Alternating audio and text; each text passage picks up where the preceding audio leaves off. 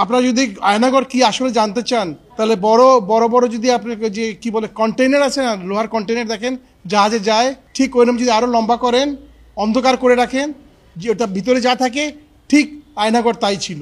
এখন যেটা আপনি দেখছেন সেটা ছিল না, যে অনেক অনেক অনেক জঘন্য ছিল। এবং তারা সেখানে আমাকে 5 মাস রাখে হলো রিমান্ড সেল, যেখানে গ্রেড 2 টর্চার 24 ঘন্টা একজনের বন্দির উপর চালানো হতো। ওখানে 10টা সেল ছিল এবং অসহায় ব্যক্তিদেরকে কান্না যে কি টর্চার করা হতো আমি অকল্পনীয়। আমাকে 2017 4 ডিসেম্বর 4 ডিসেম্বর আমি যখন যাচ্ছিলাম এয়ারপোর্টে নিজে গাড়ি চালিয়ে আমার মেয়েকে আনার জন্য, সেখান থেকে আমাকে DGFI director general of forces intelligence, army, navy and air force মিলে যেটা কুখ্যাত আয়নাঘর কিংবা যেটা বলেন টিএফআই, তাদের লোক আমাকে অস্ত্রের মুখে তাই টেনে নিয়ে যায়। রাস্তায় অনেক ধস্তাধস্তি মারামারি হয়, কিন্তু ওদের সাথে আমি পেরে পারি নেই, কারণ ওরা ছিল 2টো মাইক্রোবাসে 10-12 জন লোক, আমি ছিলাম একা এবং ওদের সবার হাতে অস্ত্র ছিল। আমাকে ধরে গিয়ে 14 মাস রাখা হয় টর্চার সেলে। আয়নাঘরের 2টো ভাগ আছে, যেটা আপনাকে আয়নাঘর এখন বলেন, যেটাকে আমি জিআইসি বলি, let's say joint interrogation sell DGFI এর কচুক্ষেতের পিছনে।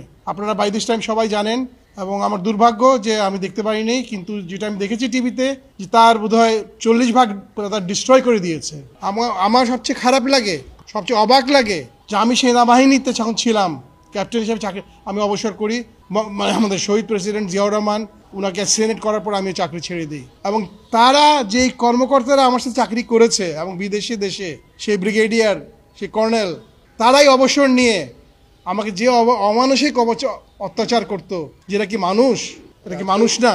কার বিরুদ্ধে অভিযোগ দিয়েছি ওটা যদি আমাকে ট্রাইব্যুনাল বলতে, শেখ হাসিনা ছিল, তারেক জিয়ার রহমান ছিল, তারেক সিদ্দিক ছিল, আর্মি চিফ ছিল, নাম যদি আমি জানি না, ট্রাইব্যুনাল যদি আমাকে বলতে বলবো, আমি সেটা যদি ট্রাইব্যুনাল আমাকে বলতে আমি সেটা বলবো। সংখ্যাটা মনে নাই আমার, ট্রাইব্যুনালটা আমি নামগুলো আমি সংখ্যাটা দিব না। Sheikh Hasina and a team 2019 16 April 2019 March আমাকে নিয়েছিল কেন? আমি ভারত বিরোধী ছিলাম এবং আমি হাসিনার যত কুকীর্তি, গুম, খুন, যে এক্সট্রা জুডিশিয়াল কিলিং, তারপরে যে সিক্রেট চুক্তিগুলো করা হতো, কারণ আমি মনে রাখেন আমি কিন্তু ডিপ্লোম্যাট, আমি জানতাম তারা কি করছে এবং আমি সেগুলো লিখতাম।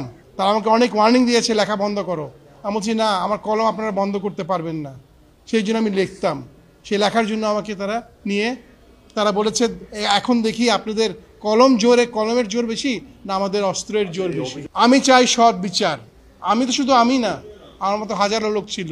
সেই ক্যাম্পের ভিতরে 20টা ছিল নর্মাল রুম, 10টা ছিল রিমান্ড, 10টা ছিল নর্মাল পুরনো পাকিস্তান আমল সেল, আর 2টা ছিল ভিআইপি সেল।